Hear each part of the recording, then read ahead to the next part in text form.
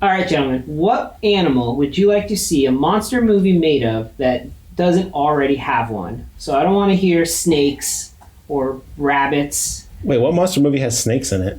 Anaconda. Okay.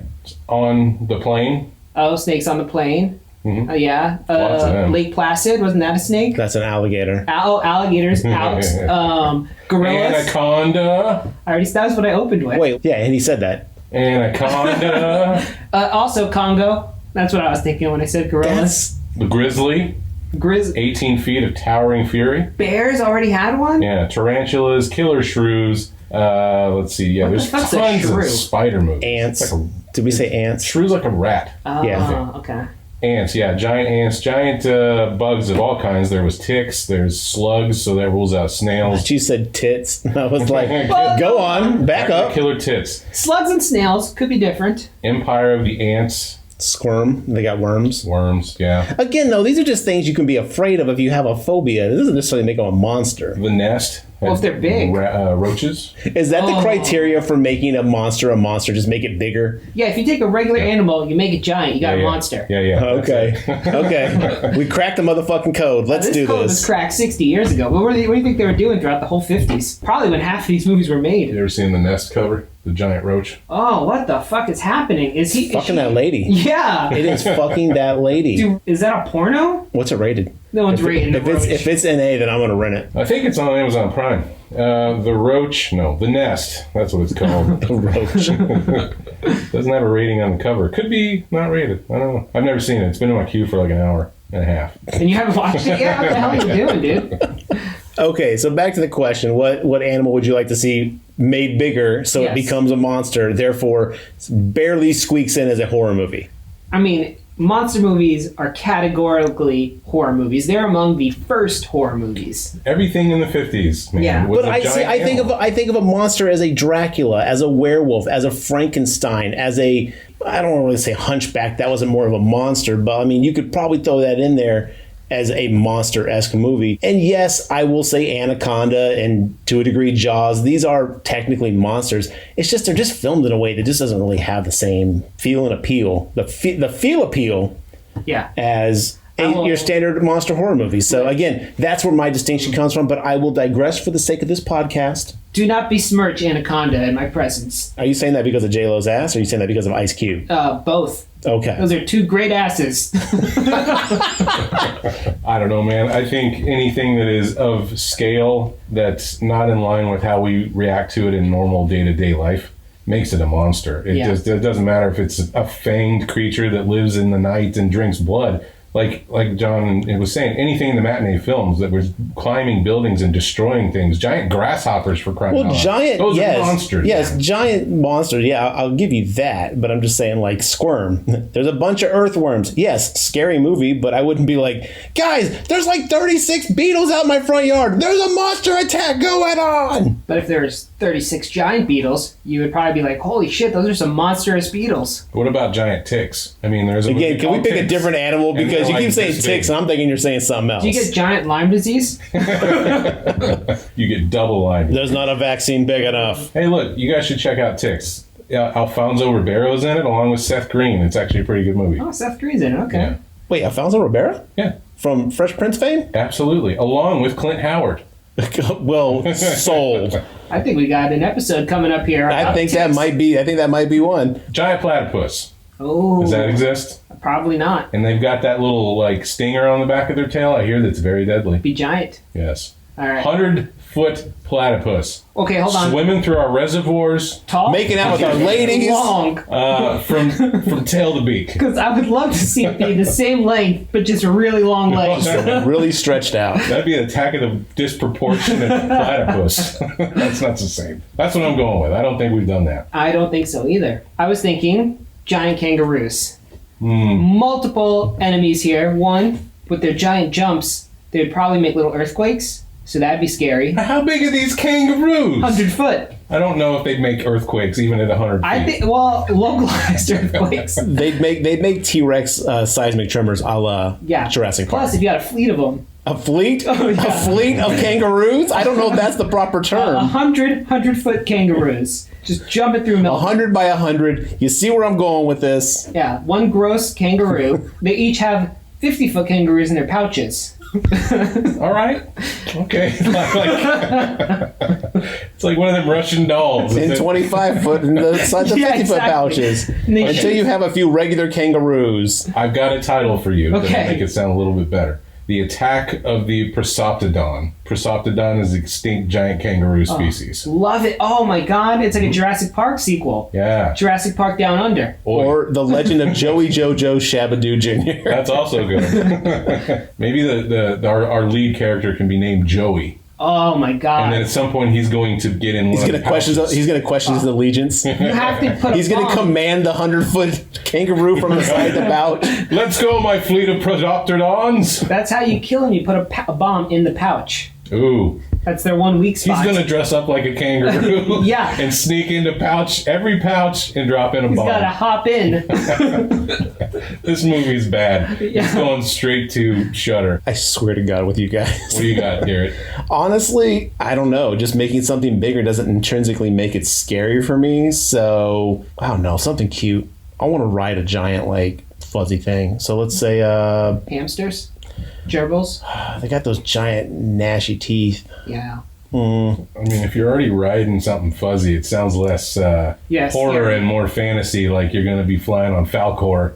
That's what I want. Yeah. You can't ride the monster. Look, if we make an animal huge, as we've already pointed out, if we make an animal huge, it automatically becomes horror. So yeah, giant chinchillas. No, it also has to kill you. I thought that was implied. No one said anything about killing. Yeah, of course you can't if you just make it giant, but it's friendly. Like Clifford the Big Red Dog. Monster! A giant werewolf, a giant wolf, and then Pop out. the surprise third act is he turns into a giant man when the moon becomes full.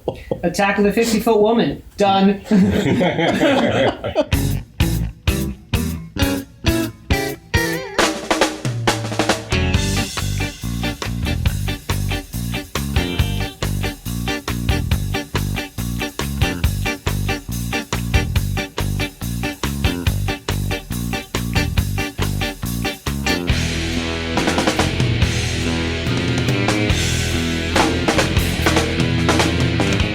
Hey, howdy, creatures from cyberspace. Thanks for joining us on another episode of the Grave Talk Podcast. My name is Mark. Getting joined with Garrett and John. Fellas, we're back on a Sunday doing our regularly scheduled list of movies, and we're back with a new one.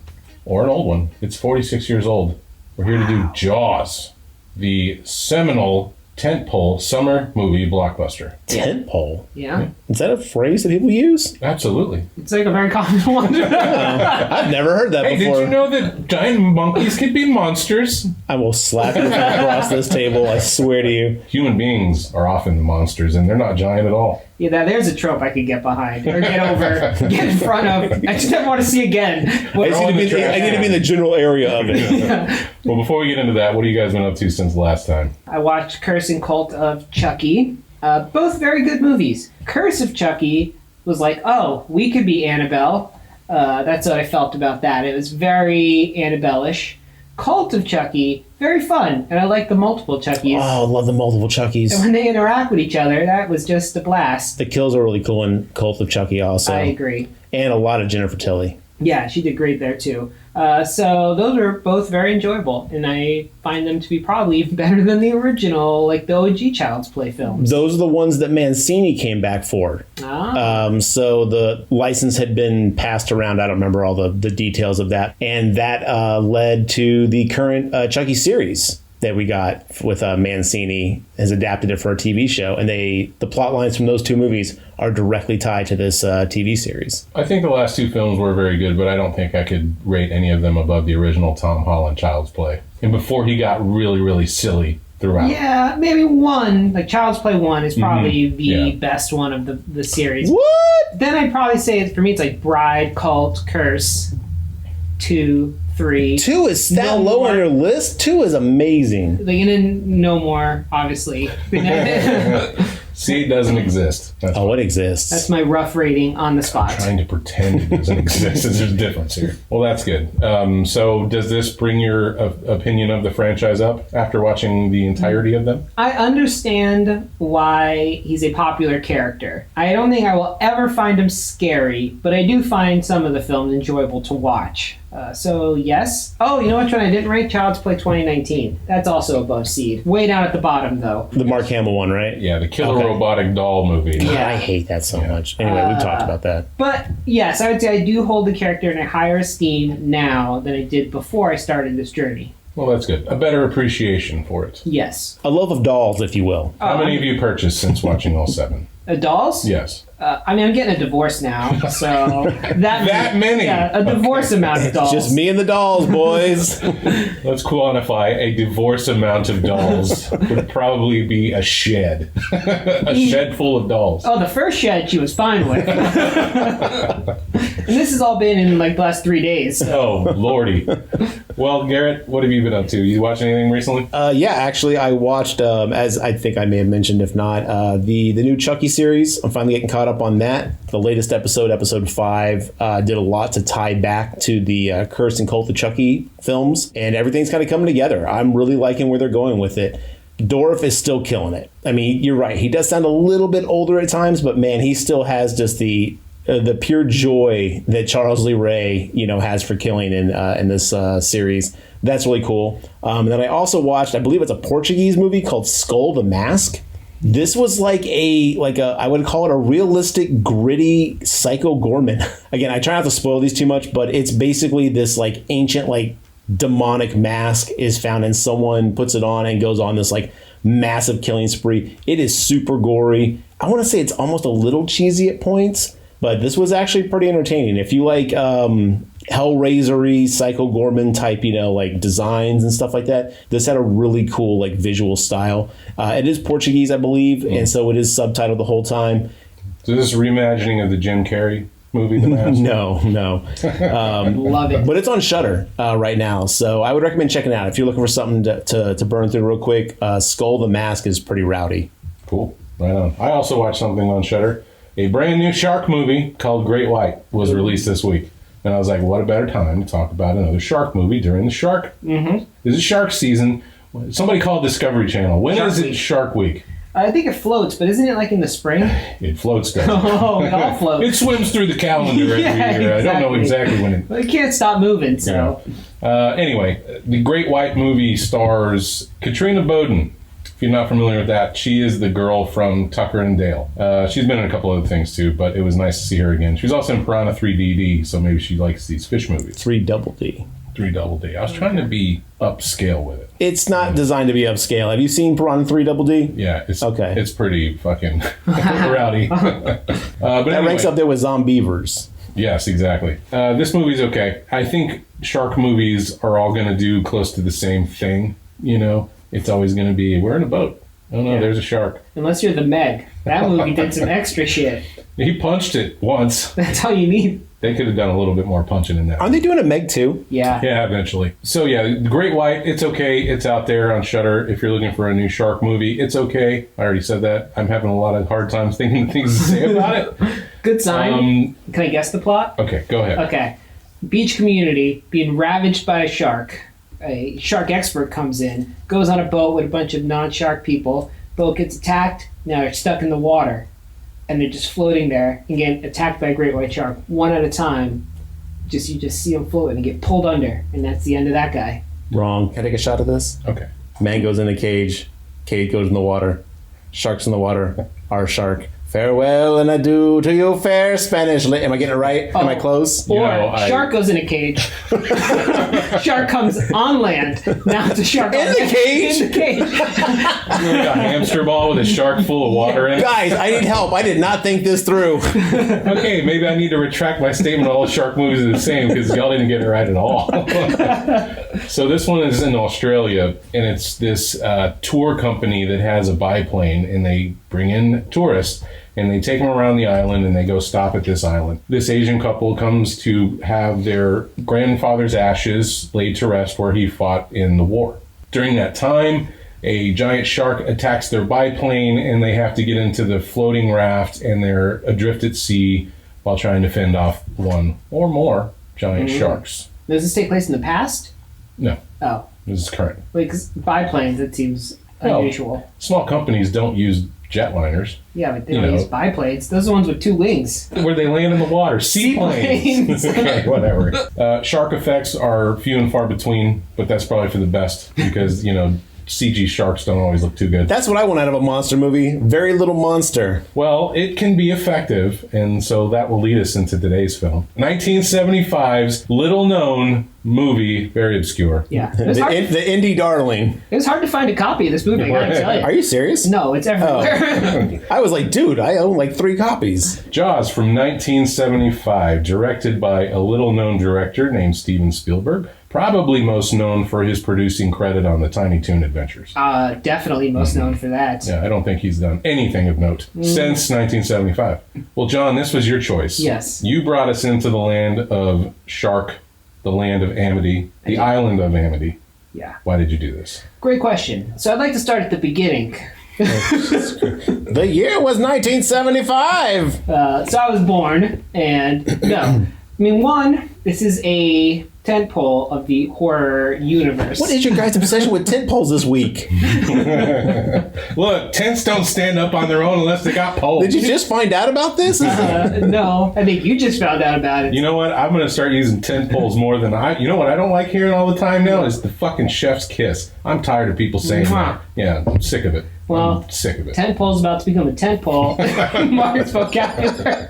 This is a horror classic. We hadn't done it yet. And I hadn't seen it since I was a kid. So I was like, you know what? I'm going to subject everyone to Jaws.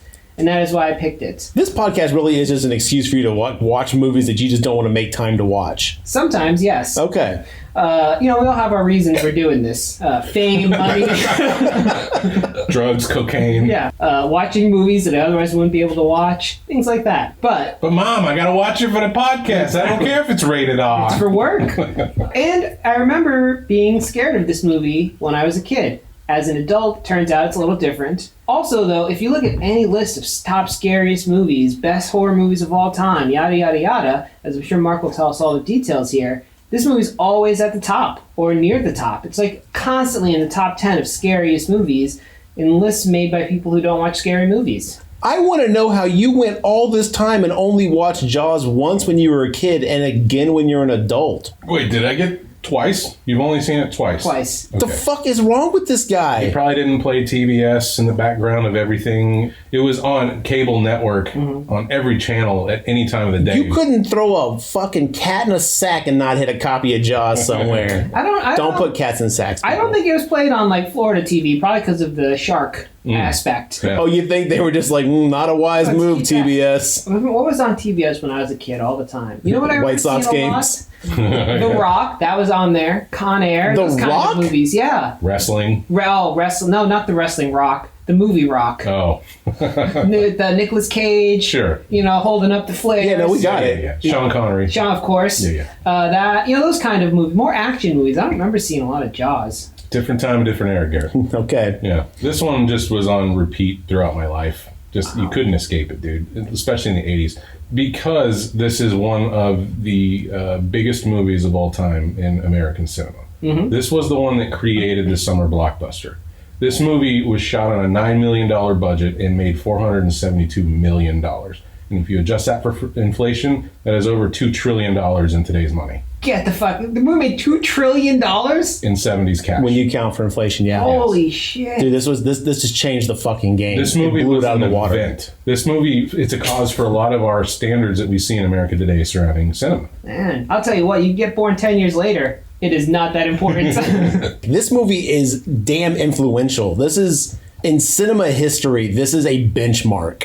The thing is that the fact that you're like, I saw it on TBS, John's like, I haven't seen it since I was a kid. The moment I was able to buy this on VHS, like, I bought it and wore it down. The moment it came out on DVD, I think this is one of the few movies that I've double dipped on more than anything else, just because I watch this movie, I want to say at least every 2 weeks. It's just something How? I throw on, like, it's just that good. Oh. It's just that good of a film. That and Silence of the Lambs, 2 movies I can just put on repeat and just be like, all right, I'm good with this. Let's go. I'm with you on Silence of the Lambs. That one's gangster. There's just certain movies that, like, you know, that you can do that with. And yeah, this movie was... Is it a good background movie because you could ignore huge chunks of it and not lose the plot? Yeah, I would say it's a good background movie for that aspect. You can still follow along. The characters do enough, like, talking exposition to get you through... Not exposition, but talking to get you through the plot in case you're not catching everything visually. But even in the visual, the cinematography in this movie, man. Oh, definitely. Chef's kiss, if you will. Mwah. Steven Spielberg is like a tremendous director, right? Like, he's visually, it is very arresting. I didn't remember or maybe know that this movie was 2 hours long. Shark movies don't need to be 2 hours long.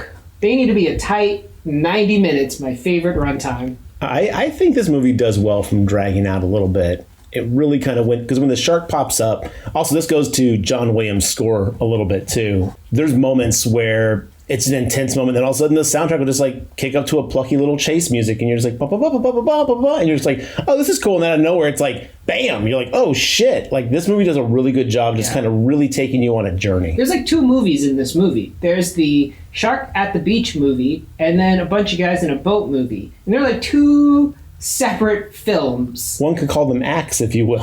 I mean, they're technically related, but they are very standalone-ish. Like, I feel like you can start watching from when they're in the orca and immediately, and like have a whole movie from there on, and really not need to know much of what happened on the beach part. What the hell is wrong with you? What happened to you as a child? I don't know. I'm just saying. Spoiler, but turns out I'm not a big Jaws fan. Cut his mic. Mark, tell us who's in this fucking film. Oh, the captain from Sequest is in this film. Of course you know that. I'm sure most people, when they saw Sequest, was like, oh, that's the guy from Jaws. I saw Jaws and went, that's the guy from Sequest. That's my childhood in a nutshell. No, sir. He's right, I don't wear a suit. Thanks for painting that picture for us. So as mentioned, directed by Steven Spielberg, this was based on a book written by Peter Blenchie of the same name. He also did the screenplay for it. Stars Roy Scheider as Brody, Robert Shaw as Quint, Richard Dreyfuss as Hooper, Lorraine Gary as Ellen Brody, Murray Hamilton as Vaughn. What if they tried to remake Jaws?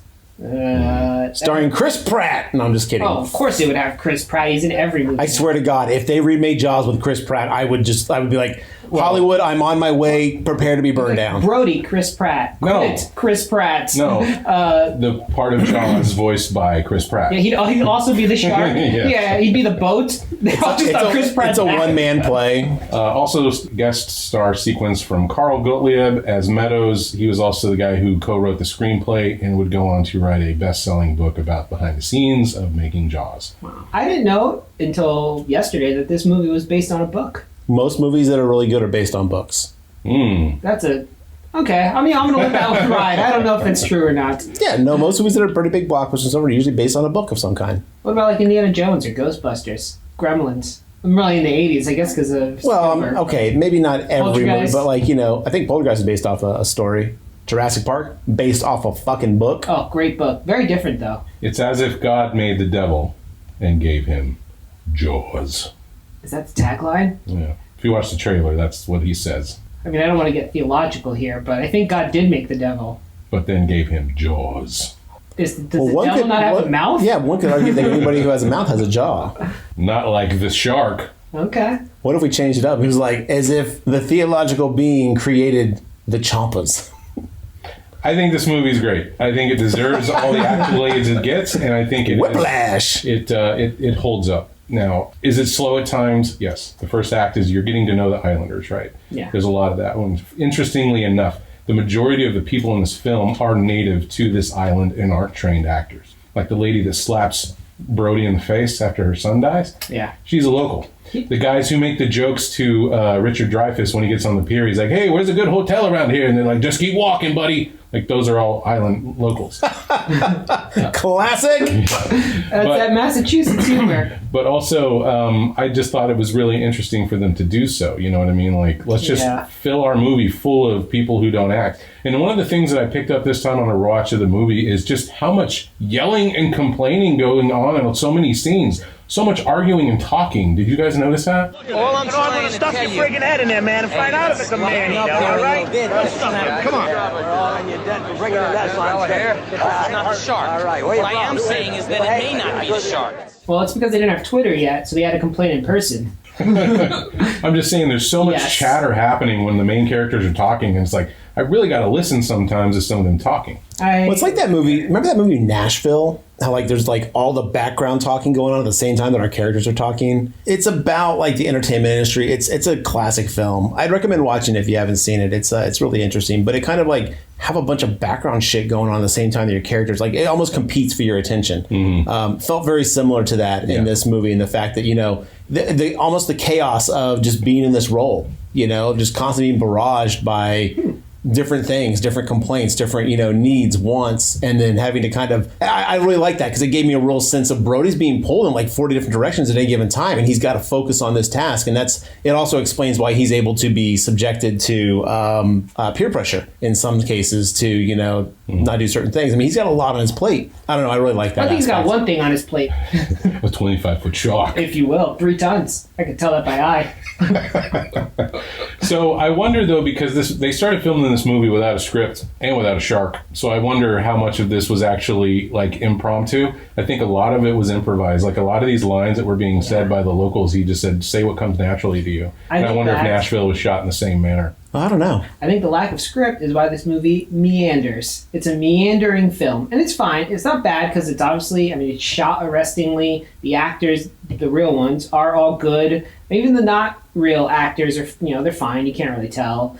But man, it's just like a lazy river ride that ends in a shark. That's on purpose though, because again, they're out in Amityville. Also, is this a horror movie in Amityville?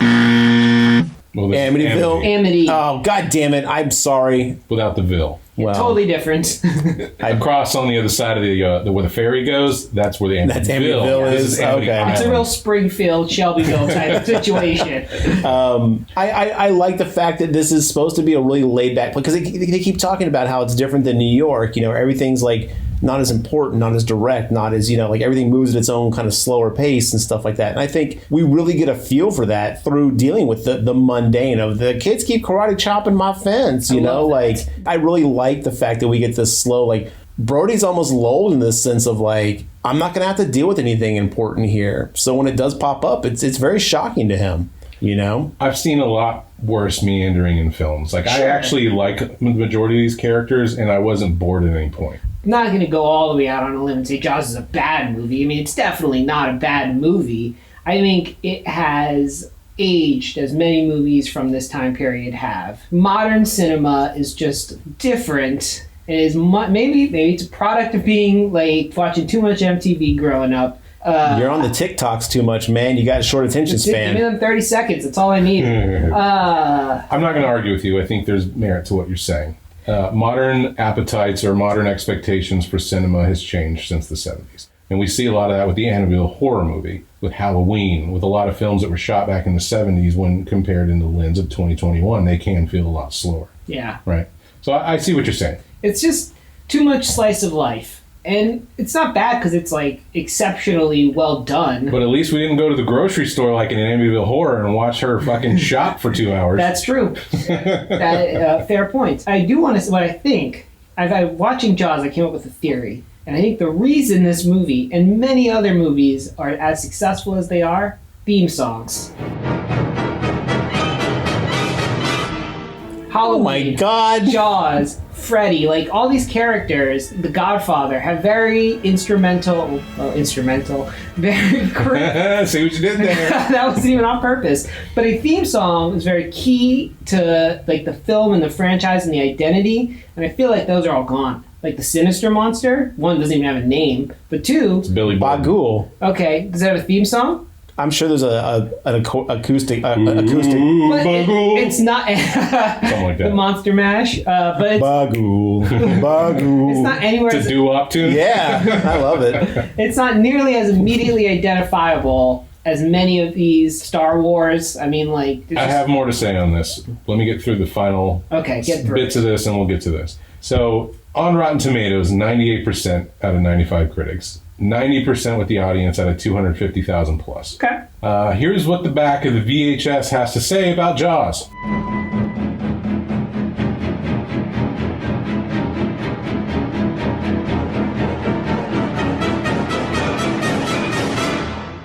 Champa champa. I wish. I hope so, man. Jaws is one of the greatest box office attractions in the history of motion pictures. Director Steven Spielberg has brought Peter Benchley's best-selling novel to the screen with stunning power and unbearable suspense. Roy Scheider as Amityville... See, I did it too.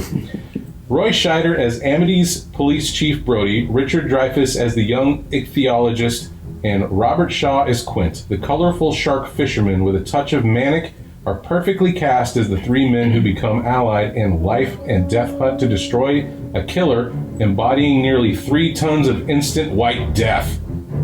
Oh, You like shit. that? That's intense. Screenplay by Peter Benchley and Carl Gottlieb. Now, as bonus for John, Love bonuses. I also have the back of the video disc here for Jaws. Ooh. So Champa champa. settle in, here's part 2. The all-time champ. There's never been a blockbuster like this one, says Roger Ebert of the Chicago Sun-Times. A box office smash and one of the most popular films of all time, Richard Dreyfuss, Roy Scheider, and Robert Shaw star in this frightening masterpiece about a 20-foot, 3-ton killer white shark. Jaws has such a powerful effect that viewers always think twice about going to the beach after seeing it. Based on Peter Benchley's best-selling novel, Jaws never lets up for one moment. Steven, open parenthesis, E.T., close parenthesis, Spielberg, directed this movie with his dynamic flair for cinematic genius, pacing each sequence so perfectly that the audience is constantly kept on edge. And with John Williams' Oscar-winning music to help keep pulses racing, it's no wonder that people everywhere scream within the first 5 minutes. Roy Scheider plays the police chief of Amity Island, the small seaside resort besieged by the huge man-eating shark at the start of the summer tourist season. Robert Shaw co-stars as the professional shark hunter willing to go after the monster for a price. And Richard Dreyfuss rounds off the bill as the cocky oceanographer who believes his expertise will help in the hunt.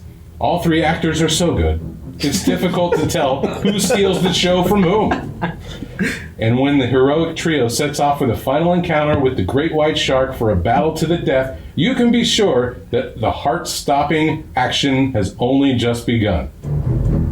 Harrowing, thrilling, without a doubt one of the greatest adventure stories ever filmed, Jaws hits with the force of a harpoon gun. An artistic and commercial smash. Jesus Christ. A film of consummate suspense, tension, and terror, says Variety. And there's other quotes, at least. Do we want to 3 or check in? 4. Do we want to check in with anybody else here? I got NY Daily News here. A stunning effect thriller. Okay. Now, here's my favorite part of everything you just read. That they put E.T. in between Steven and Spielberg as if his friends called him E.T. Hey, D, bring the Reese's Pieces over to the party tonight. Loved that. That was a lot. That's a lot of words for a shark movie. I think it's worthy of that. John, maybe not so much. No, I'm not saying it's bad. I know you're not. It's just not good. Now, No, I'm just kidding. I'm just kidding. I'd like to get back to the theme song thing you were talking about, and I think what led to a lot of the geniusness of the movie that this is showered with is that they built a mechanic shark. They went out into the ocean. A mechanical shark, not a mechanic shark. How many times I gotta tell you, you can't bring cars into the ocean. I'll come to you. Yes, a mechanical shark that they took out to the actual ocean and not to the back lot of some studio. And they were filming it out there, and the thing kept failing. So the reason there's so little shark footage in this movie is because the damn thing kept breaking down. So you got to be inventive with that. So what do? We harpoon it with a bunch of barrels. We make a killer theme song that invokes that the shark is here even when you don't see it. You know what I mean? Like that theme song, like you said, carries a lot of weight to this movie and its attention. You don't even have to see a fin. You hear that dun dun dun dun. You know the fucking shark's there. Basically, what I'm griping about is I wish theme songs would make a comeback. And jingles. Theme songs, jingles, there's just less. You know what? There's just not enough music in the world. Oh, you old soul, you. But also, I think a lot of the lack of shark on screen, think of it from our perspective. We're above the water, you're on a boat, you don't see what's underneath. The inherent scare of the ocean is not knowing what the fuck's down there. I would agree. So a lot of this movie invokes a fear of the unknown. And like that back of the video disc says, People were fucking scared to go to the beach, man. After this film came out, you want to call it a horror? It's a horror. It made people scared. I agree. And it doesn't fit into every nice, neat box. Yes, it's also an action-adventure movie, but I think we need to be a little more fluid with what we call things. And I'm of the opinion that people call things thrillers are people that don't like horror movies and think that they are going to be toxic to their box office grosses. I agree. 100%. Thriller is just fancy horror. Yeah, get out of here with that shit.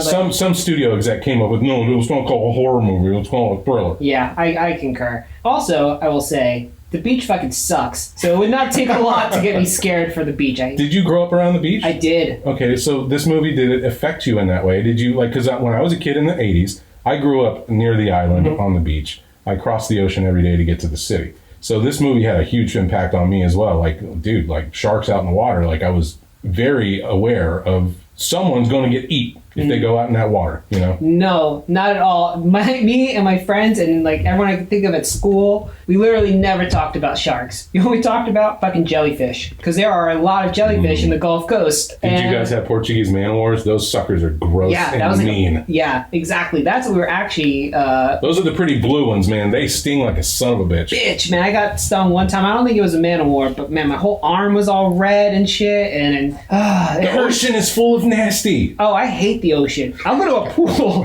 Look, the scariest part of that movie was when someone was like, a shark brushed up against me. I was like, I fucking get it. When you're walking in the ocean, the last thing you want is to feel something unexpected. Oh, I've stepped on stingray. I've stepped on crabs. All kinds of stuff. Even just seaweed, like rubbing up on your leg. You're like, what the fuck is that? The beach is nothing but a bird bathroom. Bird bathroom. Bird bathroom. The beach is nothing but a bird bathroom. Look out! And the ocean's nothing but a fish toilet. Sand gets everywhere. There's a fucking horror movie. Sand. Okay, Anakin Skywalker, calm down. Okay, that's true. But you know what? Anakin had a point. Sand does suck. I'm just anti-beach. Wow, okay. Well, Garrett, what's your opinion on the beach? I don't really have an opinion on the beach. I've been to the beach, I want to say 3 times total in my life. One time when I was a kid, I got to dip my feet in because I wasn't allowed to actually go in the water because we were on a timetable. No, we were like, get quick, go look at the beach. There you go, get back in the car. One time I was in Northern California, and I thought, oh man, this will be great. A beach, a secluded little beach up in the Northern California area. That water is fucking frigid. And we saw a shark fin out in the water, and I was like, nope. I'm sure it wasn't a dolphin? I'm pretty sure it wasn't a dolphin. Or papoose? Yeah. Let me tell you a thing about sharks. They don't want to eat you. They don't give a shit about you. We were already out of the water. We were sitting on the beach just chilling out, and we're like, hey, there's a fin out there. The time we got to drive up to a beach in Southern California and get on the beach and be like, oh yeah, hey, it's a beach. Woo, okay. Get back in the car and go. That's so it. You're mostly a landlubber then. I honestly don't. No, that's how to experience the beach. I think everyone who thinks they're pro-beach is because they haven't lived near a beach. I live near the beach and I hardly ever went out there. That's also a big part of it when you're right next to it. I mean, I've been to the beach way more than 3 times. But people who don't live by the beach think, you lived, 20 minutes from a beach. I bet you went all the time. No. Beach. I'm just having beach flashbacks. I don't like sand. It's coarse and rough and irritating, and it gets everywhere.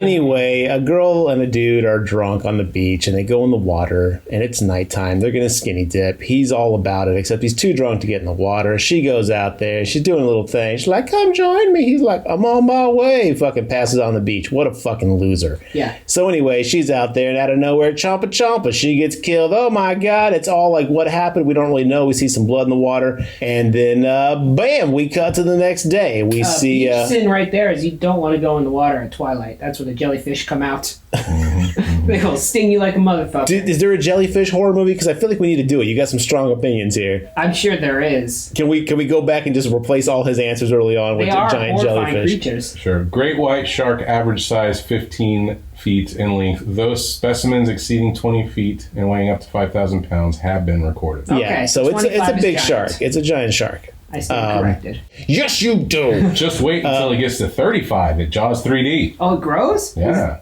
Oh, okay. It's a different shark, bro. Look, okay, we want to get this out of the way. Yeah, how many are there more than Fuck one me. shark? Here we go. I think every movie has a different shark. All right, because this shark blows up. Duh. Yeah, no, I grew up. He pieces himself back together, a la Chucky. I grew up watching this film thinking the shark's name was Jaws, and nobody ever corrected me, so I therefore assumed that everybody else thought the same thing.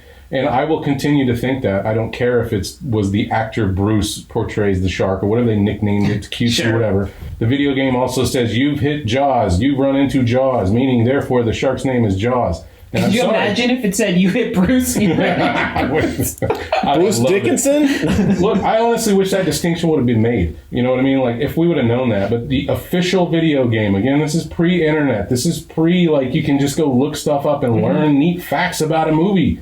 Real quick heads up, audience. One thing we know about early video games is they were known for doing their research before naming stuff randomly. Well, Don't care. It's the official product of the movie Jaws. I learned that all the Friday the 13th movies involved him throwing knives at people or getting knives thrown and at wearing him. purple. Yeah. Yeah. And cabins with 96 rooms in them. All I'm saying is, like, yes, I understand that is not the name of the shark now, but growing up for 20 years, that's what it was to me. That's the argument. I think I will accept the fact that it's not called Jaws. Mark, you call him whatever you want. I'm pretty sure he don't care. He probably doesn't. I'm going to tell you this, Mark. I think before, let's say 2010, everyone thought his name was fucking Jaws, and everyone who says otherwise discovered this shit on the internet. Because where, as a kid in the 90s or 80s, were you sitting around going, oh, his name is Bruce? Get the fuck out of here. Like maybe Garrett, if he got a VHS that had a nice special at the end about the behind-the-scenes stuff that really wasn't available every year. Maybe. Or aired on an ABC special or something like Or if you guys read my pamphlets that I put out every week. Okay? Did you have a shark scene Look, in the 80s? 1986, I put out a pamphlet that was like shark names. What do they mean to you and me? I don't call him Bruce. He's just the shark. I also won't fault anybody from calling him Jaws because, again, that was the name we had to go with.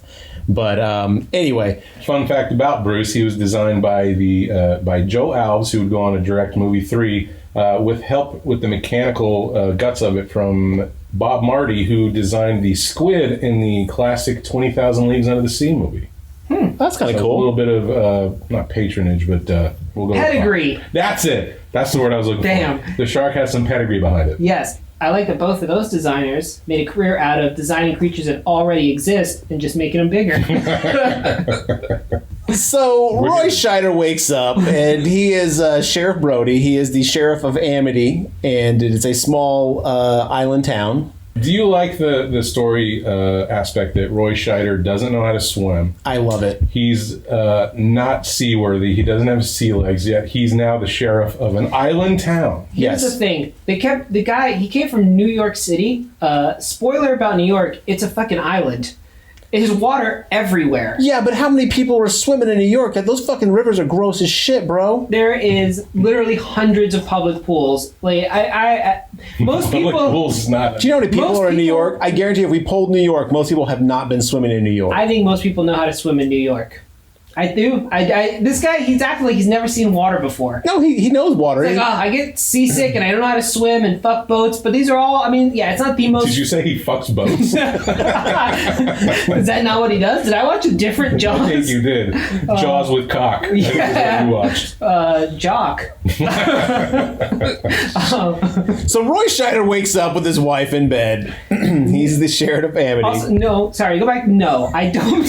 I did not like that point. And No, he fucked that boat. I'm telling you guys. it doesn't really come up anyway because he becomes a very able seaman pretty quick. Okay, I think... No, he doesn't. He's like one of the few... the actual... Up until the end, he still barely knows how to steer. He doesn't know how to tie a fucking knot to he's save his throwing life. chum like a fucking expert. You do not know how to be a seaman to throw chum. That's level 3 shit, sir. And Throwing chum. He figured out how to tie that knot. Yeah, after like 90 tries in the background of doing the little eel goes to the brown hole and blah, blah, blah, blah, blah, blah. I think he stumbles through most of the movie with all his seafaring knowledge. I don't think he ever picks it up and becomes a master. He just happens to do what needs to be done in the moment. He's Fair. told what to do. Like the whole movie, he's Until like, everybody's gone. And Hooper, get over there! But Chief, get over there! when he has his Ahab moment with Moby Dick. he's all alone. Then When he's on his own, you know what he does? Kills the shark? The ship is sinking. He leans against a mast and fires a gun. He's a sheriff. I'm assuming he knows how to fire a gun. He does the thing that he's best qualified for. He doesn't steer the ship to sink slower. He doesn't tilt it just right to get a good shot. The captain got himself eaten immediately. So I'll tell you. Immediately, it's the end of a 2-hour movie. Look, I'm not arguing with you here, Garrett. I said he's doing what he has to do. I know. It's being difficult. No, it's fine. It's fun. It's all fun, guys. It's fun. It's a love about Jaws. We can have fun with it. Well, so did you talk about how you briefly jumped over the hippies burning trash on the beach, and then they go skinny dipping 30 miles out, that was deepest part of the water possible. Not 30 miles out. It just looks really far. It's really far. These people travel really far, and the people who live the buoy's maybe like what, 50 feet out? The buoy's pretty far out. I'd say it's about 50 feet out. You know what kills more people than sharks? Undertow. Big time. Undertow is fucking nasty, and people drown every year by the hundreds. Realistically, I never got any warnings in school about sharks, but undertow they talked about constantly. Look, maybe they have Finding Dory syndrome. We see the undertow and we say, let's go. Well, then they better breathe underwater. And they're like, no, it's heck no. Yeah, exactly. Little Finding Dory out there for my fans. I feel like in the 60s and 70s, there must have been no rules on the beach. Because by the time I grew up, in the late 90s, early 2000s, there were cops on the beach at night. You couldn't start a fucking bonfire on the beach. You would get caught in like 5 minutes. They were constantly patrolling the beach. And as teenagers, we all knew, just don't go do illegal shit on the beach. Go literally anywhere else. A little different from us. We would drive a couple miles down the beach to the different county where we knew those Clayburg cops were around. Nice. And we'd have our big ragers out there. Ooh, calling out Clayburg cops. Yeah, you sucked. We had so many parties and got so drunk. Oh, lucky. We had to go in the woods. We were woods. Arguably safer to make a bonfire in. For a beach community, all our parties in the woods. We're surprisingly a wood-based culture on the beach. That'll trick them cops. They won't look in the woods for the fires. Somehow did. Yeah. But anyway, yeah, Garrett, Chief Brody wakes up and gets a phone call. It's a missing persons call, and they go out looking for her, and they interview the drunk guy. And then he was just trying to get this guy's backstory. He's like, oh, are you an Islander? No, I'm from school. Oh, but you were born here. He's like, well, yeah, I mean, I was born here, but now I'm from the school. That's just small talk. He's just making him feel comfortable. They should be focusing on finding the person who he apparently thinks drowned. Look, he's sending his people out. His buddy starts blowing that whistle. Yeah, big tweet, whistle tweet, situation here. He was very sad. He wasn't even look. He wasn't sad. He was all fucked up. This was like Deputy Small Time. Deputy Dewey. Yeah, and there's crabs everywhere. That body has decomposed a lot for being... Well, it got munched open, and animals are going to immediately, like scavengers, are immediately going to start going to town on it. I'm guessing this body's a couple hours old. Okay. Yeah. Right. It's had a chance to wash up onto the beach. Get a lot of sand put on it. I just got questions on how that body ended up where it did. The tide, bro. It's actually way up in the dunes. I kind of see where you're coming from. No, maybe Bruce threw it up. He's like, I'm done with this. You guys take a crack at it. The tide, it doesn't bring sand up. It brings the same amount of sand that comes up gets washed back in. I don't like sand, and it gets everywhere. Anyway, so they find the dead body that's been ripped to shreds, and they're like, holy crap. Brody immediately is like, this has got to be a shark attack. Like, he's like, this has got to be what it is. I'm with him. Boom. They run back to town. They're going to take immediate action. They're going to close down the beaches. We got to close down the beaches. Where's our beach close sign? He goes, I don't know, you're addicts? It's like, no. And he goes and he gets a bunch of materials at the local store. He brings them back and he's like, yo, make some closed beach signs. It was probably the first time they've ever closed the beach down because they're going to hand make the signs. Yeah, they're not just in the courthouse in the back somewhere. Well, the thing is, they say nothing like this has ever happened in Amity before. I almost keep saying Amity before. So, I mean, again, he's making do with the situation he was not prepared for. Well, one of the things I recognize now is now that I'm older, from the perspective of the town, it really does seem like this dude is overreacting. Like one shark attack and he's going to immediately close the beaches. Wow, John. I get it. That's someone's child.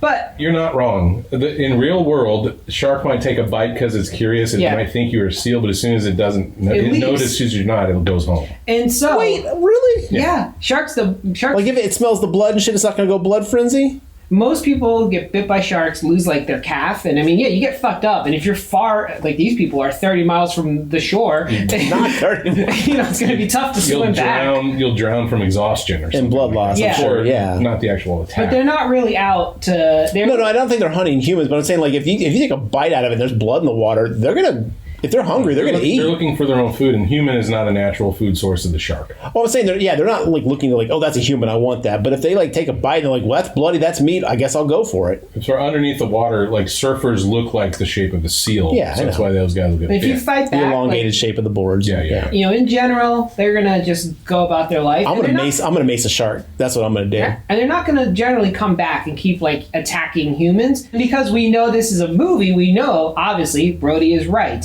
But from the perspective of like, okay, our whole economy relies on this beach, maybe we take a step back. Yes, but except, and this is the part that kind of drives me nuts, is they're like, you can't close the beach. And he's like, look, straight up, let me close it now. Let me take care of this shark problem. That way it's open by the time we get to fucking 4th of July. And then they're like, no.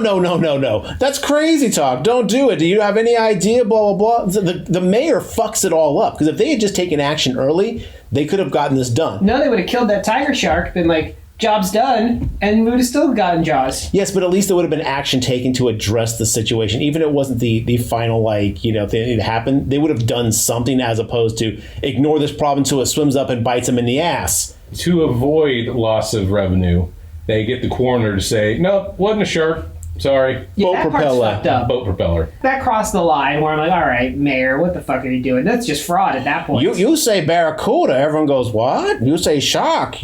Yeah, everyone would be like, why is there a barracuda in the North Atlantic? What the fuck's going on up here? I didn't know that, so I didn't piece that together. I'm sorry that you're an oceanographer over We're here, going to John. send you to ocean school, Garrett. I would love if that was a mini. Garrett goes to ocean school. Did you guys know there's salt in the ocean? I did not know this. These are river fish. Are they in the ocean? I don't know. So anyway, yes, they find the girl. They convince Brody that he doesn't need to shut it down. He kind of caves into peer pressure from the mayor and everybody and calls it what it is. And he's like, hey, you say it's not a shark? It's not a shark. I'm going to go back to he asked the around coroner. with the wife. Hey, you want to fool around? They say that in multiple movies. That was a big phrase. I got to give it up to Roy Scheider's wife, who's still at that age with 2 kids, being like, "Yo, let's get fucked. Let's do this." Got fooling around with the old lady. That was a very old-fashioned phrase. If I call my wife the old lady, she'd be really mad. So yes, as you guys said, they convinced them not to close the beaches. They kind of convinced Brody that it's not really what it is. He kind of knows better, but he's just kind of, if you want to go on record, I'll go along with this. That's your first problem right there. I mean, they make a good point. He might not have the power to unilaterally close the beach. You are really bogged down in the fucking details and the fine workings of Amity. I need to get the city charter out, but... You call this a slog, but you seem super invested, sir. Are you on the board? I love a good political drama. I want to see Brody have to go before the city council, and sign me up for that. He's like, I would have loved to see Quint in 13 days. Yeah, West Wing that shit. Anybody and everybody's in the water now. Boy Scouts are going to get their badges for something. Swimming? The 1 mile swim. Is that what it was? Yeah. The whole town is just out, and they have no jobs. They're just at the beach constantly. Just the amount of people at the beach today is like, I guess nobody works during the summer. It's the weekend, you guys. Who's making the money? It's the weekend. Nobody's open. Well, according to you guys, no one goes to the beach if you live near the beach. Oh, so you're saying Amity's only open Monday through Friday and then Saturday, Sunday's beach day? I'm saying Tourists go to the beach, and sometimes people, go. Look, the beach is a popular spot. I'm just saying. The entire town is at the beach. So like, oh, hey, Steve. Hey, Billy. everyone's doing their thing. That's when the old man comes in and was like, we know about you, Sheriff. You don't like to go in the water. And he's like, it's a real bad hat, Harry. And then he's out there watching. He's being a responsible cop. He's like, okay, look, like they're saying it's this, but I don't quite trust it. I'm going to be out here keeping an eye on stuff. And at one point he does. He's like, get out of the water. What is that? And they're like, it's just fish. Don't worry about it, bro. And he's like, okay.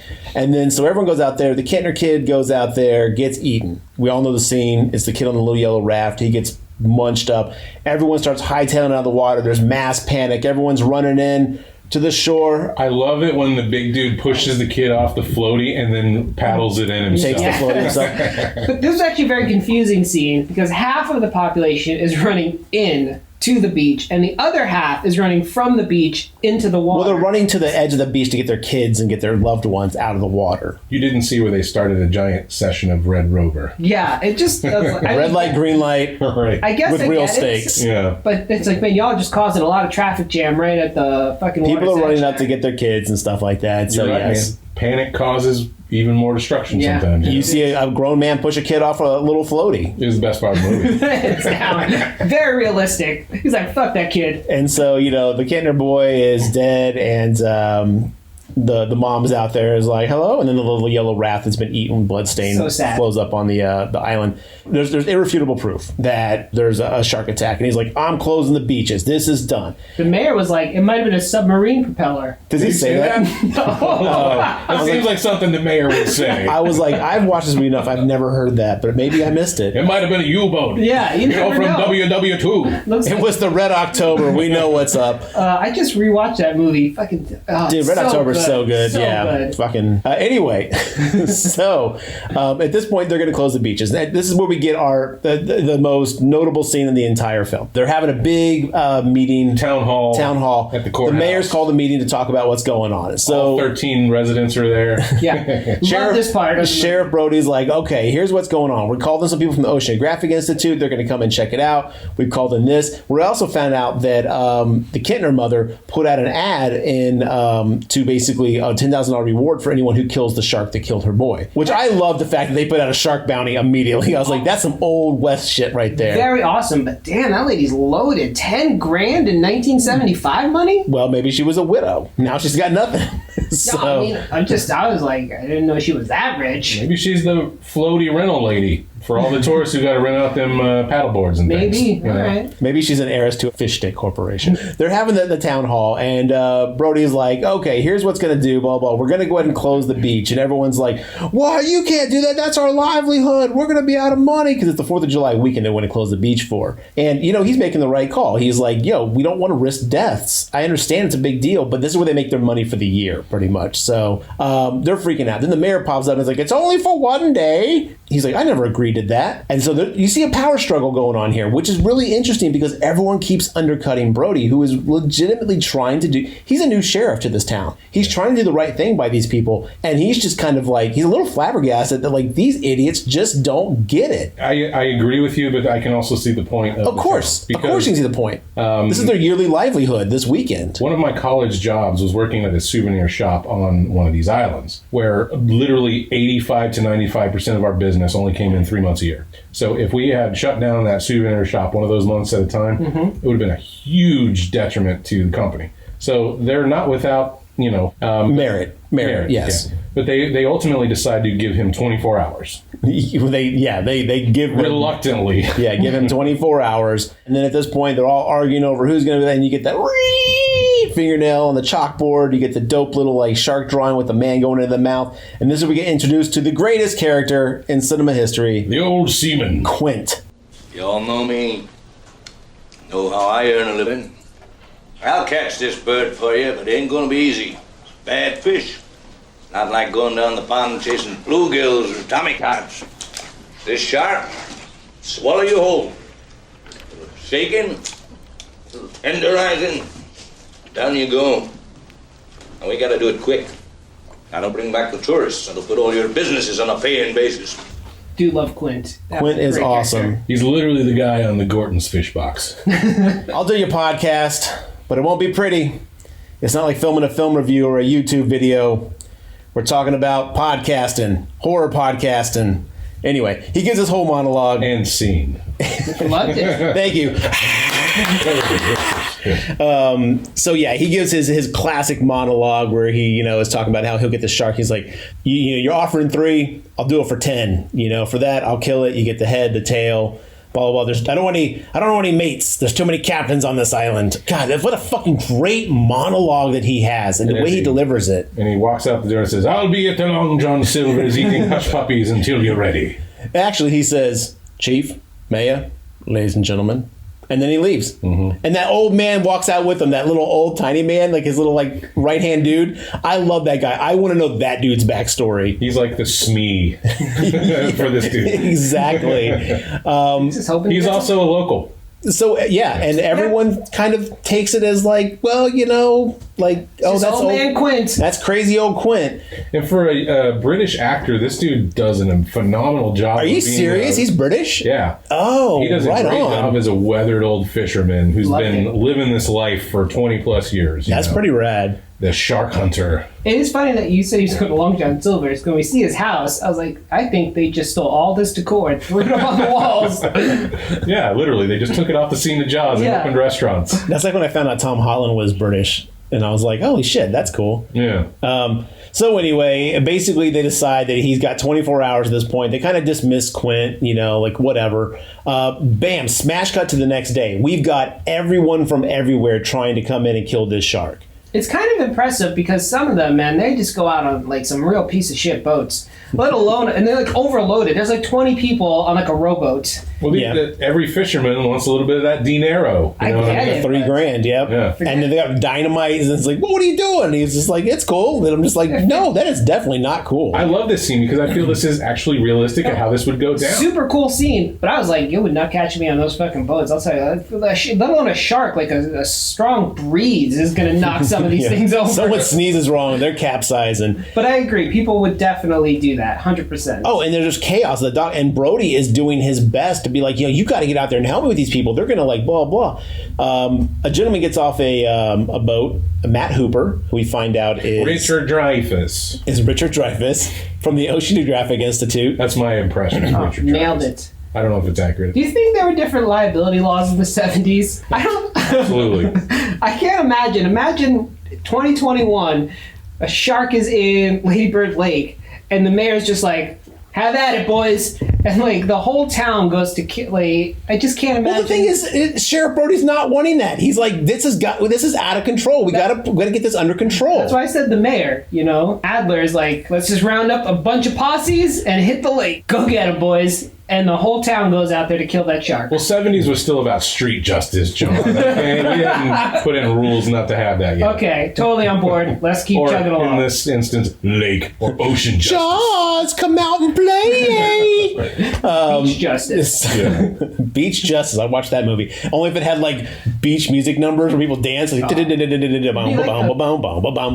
were the famous beach lady and the duo that did all the surf music? Oh, Frankie and Annette. Frankie and Annette. Funicello, yeah. That's what you're thinking of. Back to the Beach. You remember that movie? I love that fucking movie. They do a ska song in that. Yeah. Anyway. Beach justice. It's called Do the Ska. Ska. It's also got Pee Wee Herman doing Bird is the Word. Oh, that's right. Yeah. Let's just talk about that one. Let's just talk about Back to the Beach. It's got Fishbone, too. Shark.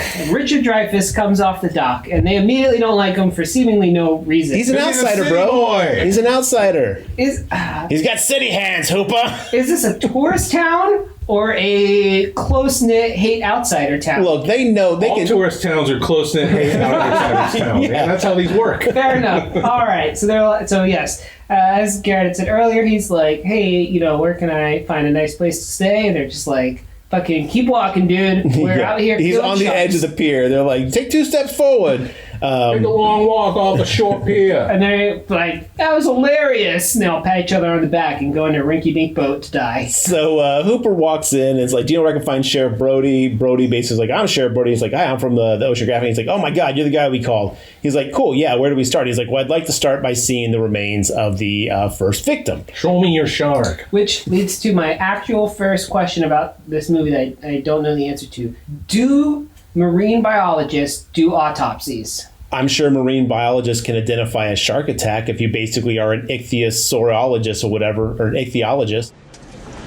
A what? Ichthyologist study of marine life. Okay. Yeah. I did notice America got dumber in between the tape, the VHS tape and the laser disc. Well, joke's on you. These both came out in 1983. Oh, okay. Well, different audiences then. The VHS right. tape used the word ichthyologist, and the... Who was stupid enough to buy a video disc? Yeah. We got to spell it out for them. And the video disc one was like, shark experts. So anyway, they go check out the remains, and this is where Hooper's like, this is no boating accident. This is definitely a shark attack. This You can is tell a by huge the teeth mark. bite radius. And you only learned that in college. That's it. Teeth equal animal. Propellers don't have teeth. The guy got a master's degree for that. That was his whole thesis.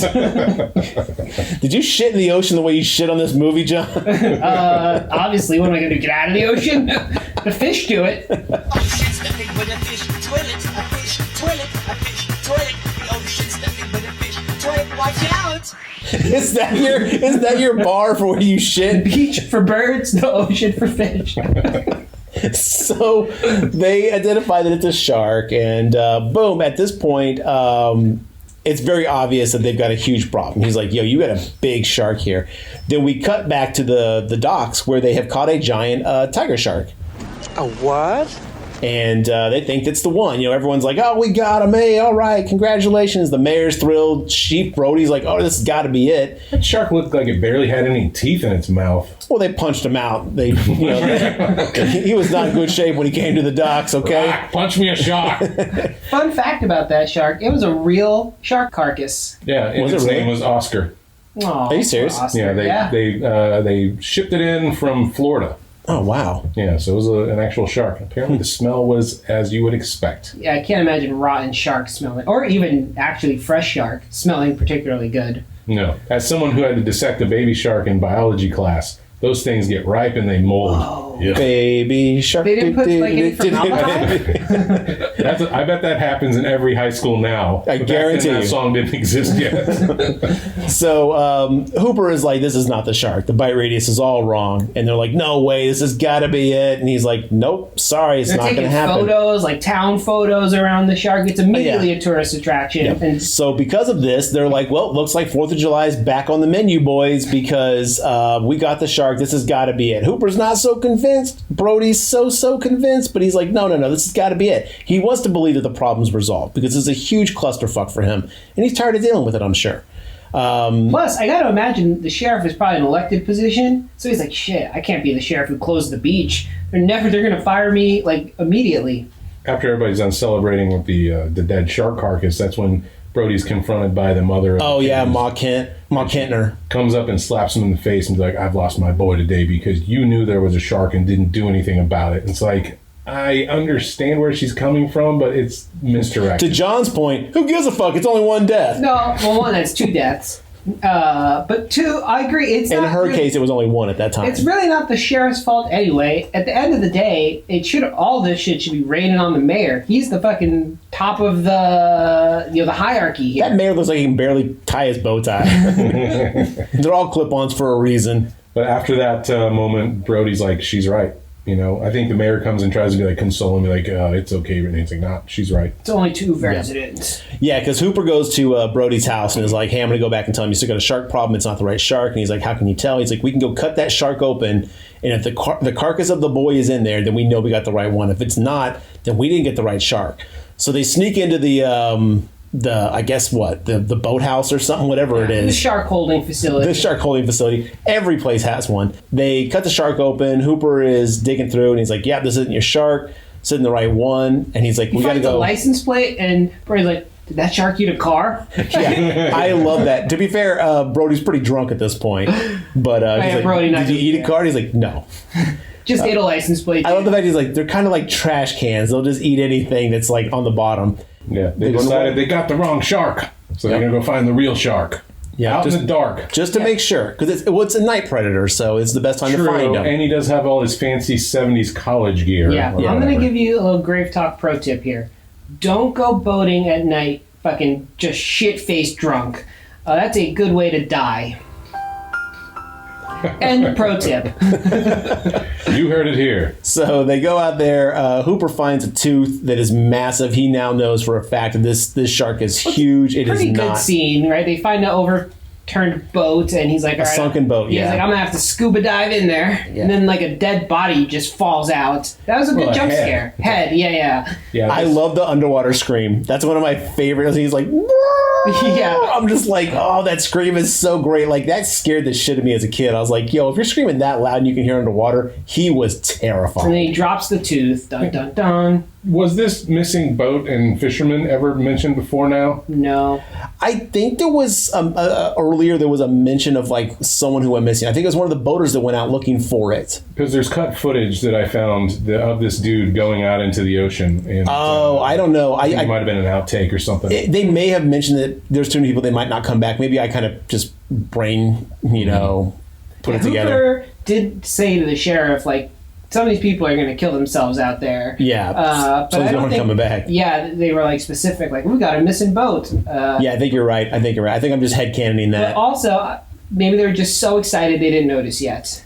Right? The guy could have been like... There's a lot going on in the last 24 hours in They Amity. just caught a shark, so they're like, all right, party's over. The guy could be single. Matt Hooper is in town. I mean, how can you stay focused on anything? They got a shark expert in their very city. There's a lot going on. Yeah.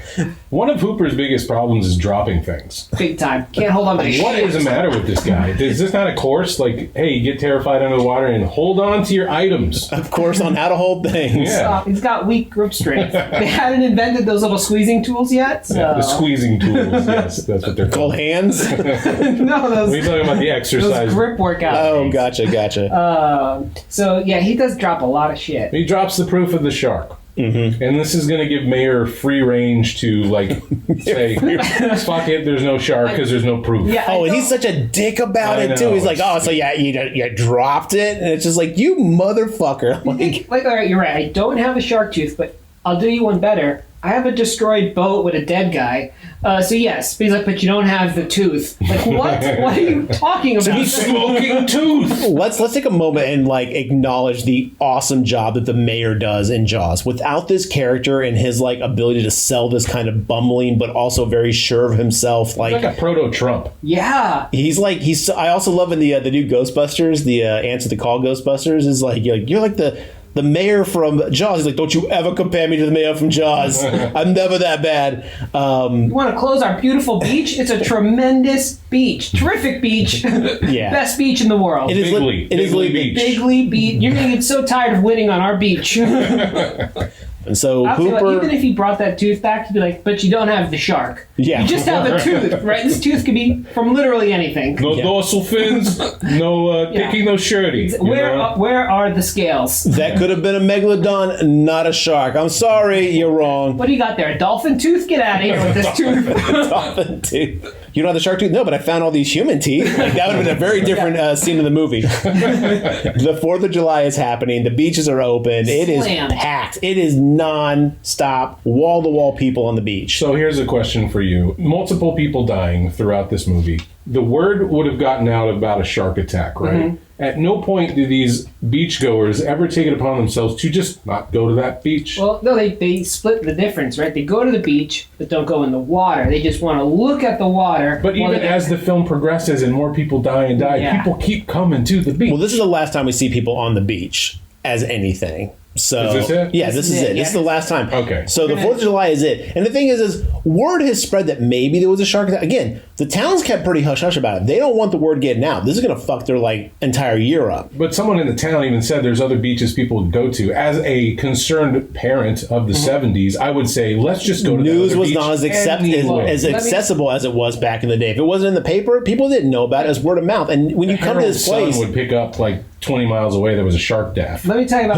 who would have published that? Who would have published that? They published that they killed the shark. That's the only thing they got published is they killed the shark. Remember, that's what they got put in the paper. I mean, some sort of word got out because they don't go in the water until the mayor goes to his friend and he's like, "Hey, it's perfect for a swim, right?" Like, motherfucker, get in that water. And the concerned parents of the 70s is like, you're right, I should bring my children into the water too, instead of just going on their own. There was some weird peer pressuring going on for old Steve of Town Amity. He's like, go get in that water or else, or something like that. I don't see you in the fucking water, dude. Why are you in a suit? He was in a 3-piece suit on the beach, man. He ain't getting out of it. Like, so after you, Mr. Mayor, in your suit. But yeah, it's like this old couple with their grandkids almost, and they're like, I guess I gotta go take them into the water because the mayor said so. Yeah, really weird. I'd be like, even if you cave, why take your children? You think there's a shark there. That's why you're not in the water yet. But I would have strapped on my machete and gone swimming. So, and that's all it took, apparently, was one person, because then gates are open and the whole town just runs. look, into that's the how ocean. people are. There was one asshole who said they didn't want the vaccine. Now everyone's fucking dealing with this nonsense. When It's you just break how it the goes. seal. Everyone's in the water. They see a shark fin. There's a lot of boats. There's a lot of people watching because Brody's like, I'm not risking it. I've got a bunch of help on hand. We're going to use this. They even got a helicopter. That was impressive. Yeah, that was pretty cool. So they see a fin, they go and they track it down. They're like, it's a couple kids playing a trick with a plywood fin. Oh, important point. Brody's kids are also on the beach because he's whatever. And he's like, don't go in the ocean. Go play in the shitty lagoon over there. Yeah, And go they're play in the pond. The pond's for old ladies. He's like, I know. It definitely is. I love he says, do your old man a favor. Yeah. I think he doesn't try to be like, no, it's totally fine. He's like, I agree. The pond sucks, but can you just go have no fun today? And the kid's like, fine. So they go into the pond. I'd rather my kid have no fun than be dead. Why even let him go to the beach to begin with? Because everyone's going to be there, man. Come on, dude. And he's not positive. That's when you give him a roll of quarters and go to the arcade, kid. This way, don't have an arcade. You know It's that. also 75. Yeah, that's when you go, if all your friends get eaten by a shark, would you get eaten by a shark too? Yup. So, yes, Brody's kid is in the pond. They catch the fakers out in the open water, and they're like, he's like, you made me do it, and they're like, oh, it's just a false alarm, blah blah. One guy's holding like a fucking machine gun. I mean, they were not fucking around. No, you don't fuck around, man. I was like, this is the kind of attitude that I wanted to see. And then at that point, some girl's like, there's a shark going into the pond. And everyone's like, oh, it's probably another, false alarm again. But then Brody's like, wait a minute. Our kid's in the pond. God, Michael's in the pond. Yeah. And The he lady starts who calls running. this is standing out on the rocks painting. I was like, man, hippies were a big thing in the 70s. Dude, weren't they? fuck you. I wish I could sit on a beach and paint. Well, she was standing, but I get what Is you're this the saying. one that delivers the line of shark? Yeah. A shark! A shark! A shark! I was like, wow, you didn't want to take that a second time? Look, they were locals, man. They weren't Yeah, they were. actors. That was the 75th take. At that point, they're like, we got it. My other favorite line is whenever one of the locals on the pier is like, A what? I forget the full line, but he's just staring dumbly into the camera. Well, that's when he says, it's a tiger shark. He goes, oh, what? Oh, yeah. Yeah. So anyway, the Jaws goes, or Bruce, Jaws, whatever you want to call him, goes into the pond, fucks up a guy's boat, because Michael's out there on his new birthday present, which is a little tiny schooner, or whatever it is. So funny. He's like, guys, you gotta mess the sail. Some nautical terms that I'm not familiar with. It was such a tiny little boat. It was great for a kid. Brody's like, well, I want him to learn the rules of boating before he goes out. It's like, dude, you gave him a toy fucking boat. What are you talking about? You are stuck on the weirdest details of this movie. I just know when you give a kid a toy and then say, I also need you to learn all the nautical laws. That's really fucked up. That's not homework. That's not a present. But you gave that kid exactly. It was like a fucking ordeal. Is this where he's just sitting at the pier in the boat and they come out and be like, get out of the boat? No, that's earlier. Yeah, that's where earlier. he tells them, I just want him to learn the rules of boating. And then the mother looks at a shark attack book and then looks at me, you heard your dad, get out of the boat. Yeah. Go read the 17 volume of laws on boating. We're gonna send you to Quince for boating advice. So there's a shark attack in the pond. A dude gets fucking mad eaten. Michael gets pulled out of the water unscathed, except he is in massive shock. He's gonna get some wicked PTSD, as we find out in some later movies. Mark, is this Michael or is it the younger one? This is Michael, because the young one's on the beach playing in the sand. Remember, he's like, Michael, because Michael's out in a little boat. Right. Okay. Yeah. And so Michael gets pulled out. He's unscathed, but he goes to the hospital. He's got mad PTSD. The mayor comes in. Finally shook. And he's like smoking in the hospital, just trying to light a cigarette. And he's like, all right, this is what you're going to do. Do you hear me? You're going to give me the fucking $10,000. We're going to hire Quint. We're going to kill this shark. Do you? And the mayor's like, I couldn't have known. I had no idea. Well, and to be fair, you didn't have the tooth. He's pretty fucked at this point. He's mentally kind of like, oh shit, I'm the mayor of Sharkville. So, he's all over bad news. But he's like, okay, fine. Boom, Quint's got the green light. So now we cut to the scene where Hooper and Brody are going to go with Quint out into the water, and they have a discussion of I do it by myself. He's like, no, my boat, my charter. I'm going with you. I need to make sure this shit's dead. Yeah, they go to Quint's shed. The Long Johns. Johns. They go to Long John's Quint. And you never want to go to Quint's shed. It's really cool. And he's making all these demands, right? I want my $10,000. and a bottle of Jack and this and that. They're like, fine, whatever. Can we just get on with this? And he's like making some sort of stew. No, he's boiling shark teeth. Shark teeth. Yeah, the okay. shark bones. We sold those at the souvenir shop I worked at. Oh, okay. Yeah. We didn't boil our own teeth, though. Our jaws, as they were. I definitely remember shark teeth being sold all up and down the beach. Yeah. I can't imagine where they're getting this many shark teeth. I feel bad for the shark. Fake. They're all fake.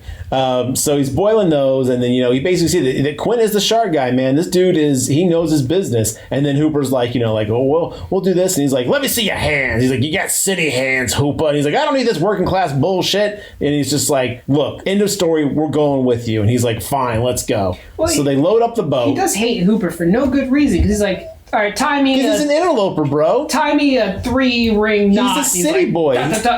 But the guy knows how to boat. He tied that knot, no problem. It's like if some fucking dude came in here in a fucking tuxedo and was like, let me podcast with you guys, we'd be like, fuck you, Tuxie. But if we were like, all right. You gotta prove yourself to us. He did, though. We record us an episode, then he does a great episode, and then we're like, fuck you anyway. Right. Well, these characters spend 6 months at sea, and they get to know each other, and then they compare scars and be like, I got this one there. It's like 3 days, you guys. It feels like a long time, though. Yeah, I mean, they become best friends. They never see land again. Look, you bond via tragedy, okay? Shit's going down, you guys. I mean, that part I totally get. They're bored as fuck. They've been on the ocean for 1.5 years, just drinking, haven't seen a single shark. I wonder how old my boys are. I've lost count of the days. At this point, they're like, we should have seen a shark just by chance. So they're on the water. Hooper has brought a bunch of fancy pants, scientific equipment to kind of basically track the shark, maybe catch the shark, bought a shark cage. Quint makes fun of him for that shit. Quint's going to do it the old school way with barrels and harpoons and, bucket of chum. A bucket o' chum. And so you're basically getting the hierarchy and the dynamic of how these three guys are going to work. Brody is completely out of his element. He's just being told what to do. There's a little bit of power struggle between Hooper and Quint, but I love the fact that Hooper does yield to Quint. He's like, this is his thing. I'm going to be along for the ride, but he doesn't know as much as he thinks he does. Ultimately, he's the captain. Yes, exactly. You're going to yield to the captain. That's right. But yeah, as they're out at sea, they see the fin. We get the music. We know Jaws is coming. Dun, dun, dun, dun, dun. We're going to start shooting barrels connected to spear tips and rope into the back of Jaws. Is this before Brody's throwing the chum, and then he looks away, and then he looks back, and he throws it right into Jaws' mouth? This is before. That happens before. So he basically doing the chum, and he's like, we're going to need a bigger boat. That scene. Okay, I did love that part. That's like an hour into the film, and it's the first time we actually see the shark. An hour's being generous, but okay. No, I can't, and it's like an hour and 2 minutes. Okay, yeah, I checked. Good work, thanks. It's about halfway through the movie the first time we see the shark. 7 years. But it's a great shark, man. So I think it still holds up. I think it's a fantastic. Oh, it's so intense. Mm-hmm. Yeah, totally agree. It looks great. I mean, the shark, other than when he's eating Quint, still looks just fucking amazing, and even then, still pretty solid for today. Plus, when you add the sound effects of the crunching and everything else, it's just it's so good. It's very visceral, intense. So yeah, Brody now knows what they're up against, and no one else quite does. I mean, they got an idea. But some stuff's going down. They basically end up catching on a line. There's a little back and forth, interplay between Quint and Hooper.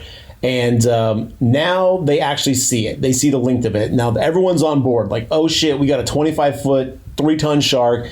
Shit just got real. Hooper's like, all right, I'm going to harpoon this motherfucker with a barrel, because that's what I do. I put a barrel in them. They can't go down in the water. It keeps them. They tire themselves out. We track them down. We get them. And this whole scene was generated because of the shark failure.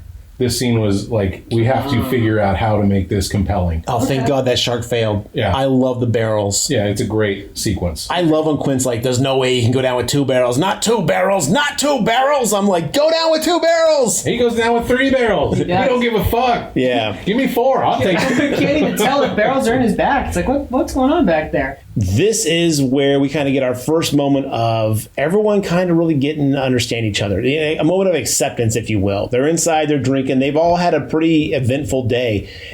When the shit's going down earlier, they all start working really well as a team. Listening to Quint's advice, they instantly kind of start gelling, which is really good, And so now we get this moment of levity where they're inside, they're having a few drinks of the brandy, and they're comparing scars, the famous comparing scars scene. Good time killer Quint is like... No. Brody was like, what's that tattoo right there? He's like, oh, that's a tattoo I had removed. And he's like, oh yeah, what was it? And he was like, the USS Indianapolis. Now, I've learned that this story is not true. I've heard there was people that got like fucked up by sharks, but what they said, what I read is that the sharks mostly went after people who were already dead, like that died of other reasons, and then they were just like, all right, yeah, fucking free food. Because sharks are looking for easy food, not food that's going to fight back. Yeah, same with me. Oh, me too, man. As soon as my burger punches me, I'm like, you win, dude. Throw a whole live chicken on my plate. I'm like, I don't want that. Kill it first, please. Give me them chicken strips.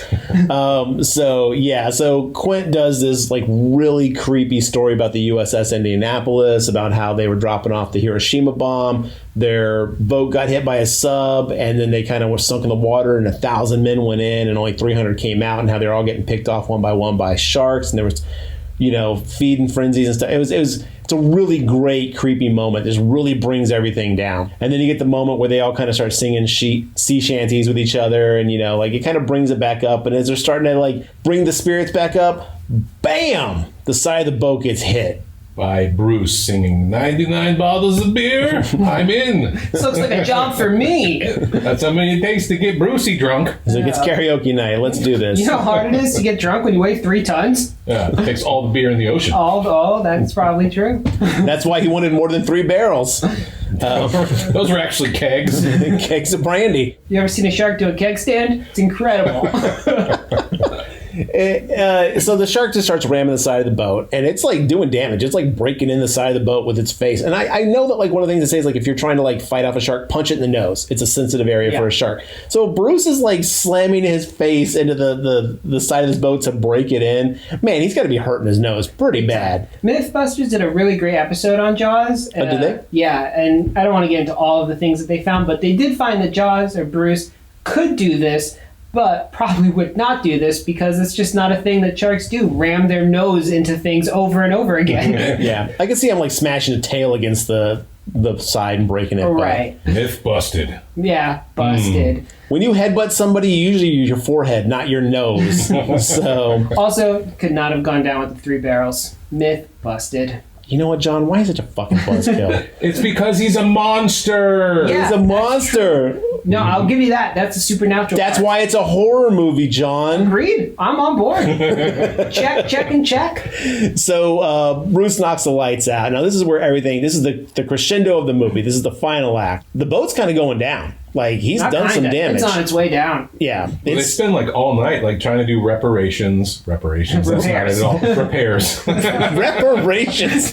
So yeah, they're trying to do that. There's a little fire they got to put out and stuff like that. At this point, Brody runs the radio and he's all like, "This is the orca. You got to send help. Oh man, blah blah." And then Quint comes running in with a fucking bat and just starts breaking the radio. Oh, we also missed my favorite radio scene. Actually, my favorite scene in the whole. Oh, where he talks to his wife. Yeah, at one point, Brody's wife calls in, and Quint picks up, and he's like, "Oh yeah, everything's quiet here," while Bruce is fucking attacking the boat. I think we're just gonna go fishing. Okay, bye. We got a couple of booze stripes. We'll bring them in for dinner. See you later. Bye. Negative. Everything's okay here. How are you? Boring conversation anyway. That was a great scene. I like that one. He's gone full Captain Ahab. He's gone full Captain Ahab at this point because he breaks the radio and Brody's like, "What did you do that for?" He's like, "It doesn't matter." He's like only focused on killing this shark. Like it's his only reason for being at this point. That's a bit of a jump in logic, yeah, though. Like, I mean, this dude should be smarter than this. Your boat's sinking. Yes, but he went over that USS Indianapolis. He's got a history with. He's also breaking his own boat. Yeah, the orca. He's breaking the radio, only the radio, because he doesn't want someone to get in the way of his fucking sweet revenge. If a helicopter from the Coast Guard could come and just shoot the shark from the sky, I think the shark is just as dead. I don't think he'd want that. I think he wants to be the do it. He will not be bested by a shark. I know this is a parallel to Captain Ahab, right? Yes. I understand that. But it's the logic is a little bit difficult to get there. I love flawed characters. I love him. He wasn't quite that manic yet. Yeah. I think the problem is the jump happened so fast. I think he always was, but he always kept it in check. But at this point, he sees his prey. It's now. This is officially the go time. And then to see that someone might take that away from him after all he's done, he's put the barrels in, he's caught it on the thing, he's done this. Him and Hooper are excited to get this shark. And to see it almost snatched away, his glory snatched away, no man. This was like Jaws 2, or we see the orca goes out earlier and Jaws sinks it, and then they go back and they get another boat, I think it's sharks in general, though. Some sort of loss, or straight Captain Ahab style. Jaws gets his leg. And he's like, all right, you want to take my leg? Now I'm going to fucking kill you. Like, just some sort of actual loss that ties... Shark Quint took his boys shark. from the Indianapolis, man. But he's not out there constantly hunting sharks 24/7. He's boiling all those shark mouths. He actually kind of is. Yeah. It's just really subtle about it. You know when you said he was doing stew? That's true. He's catching and killing all these sharks. His entire fucking shack has got shark jaws all That's over true. it. So he's- big ones, small ones that rides on bikes. It's there. I just don't believe he'd break his own boat to stop him. I think he would have thrown him out of the way and said, "Nope, all good here." Hung up. Oh, I think at this point he's like he's blinded by the glory of this moment. He's like, fuck this radio. He's not like kicking the side of the boat up and like, let's sink now. He's just like, now is the showdown. I don't know, back then a radio was probably one of the more expensive parts of a boat. Money's just money to him. I guess he's what price can you put on glory? $10,000 a shark. $10,000. Yeah, exactly. He's got to pay $27,000 to fix his boat. Anyway. So yes. At this point, the boat's going down, and they're like, "Okay, well, this is what we can do." Hooper says, "I can stab him in the mouth with this, Thorazine or whatever it is, and I'll go in the shark cage. I'll stab him in his mouth underwater." Quint's basically out of options at this point. He goes to him. He's like, "What do you got? What did you bring on board?" Yeah, that's right. That's right. He's like, "What? It's Plan B time." And Brody's like, "This is a real stupid fucking plan." But Hooper's again, like, to show that Quint is like whatever it takes to fucking bring this dude down at this point, though. yeah, I mean, I get it.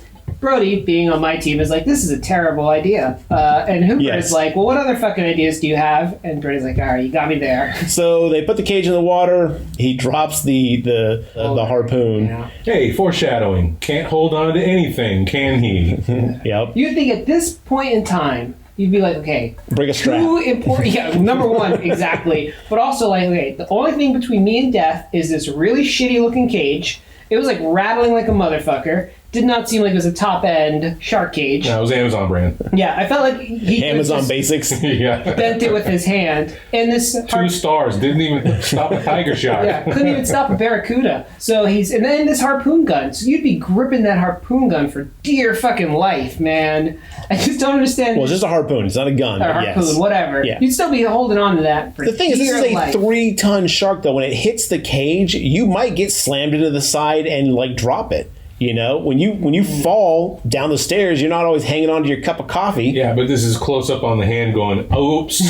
Okay, yes, it does do that. No, I'm saying in the movie, I get it, but yes, he just kind of is like, oopsie, and lets it go, and it floats to the bottom of the thing. Now, I can't believe he gets out of this unscathed. This is the part that fucking pissed me off. Is he's like, well, I'm gonna swim down and get my harpoon because this is all I've got. He gets out of the cage, starts swimming down to get the harpoon, and then the shark just goes crazy on the cage, destroys it.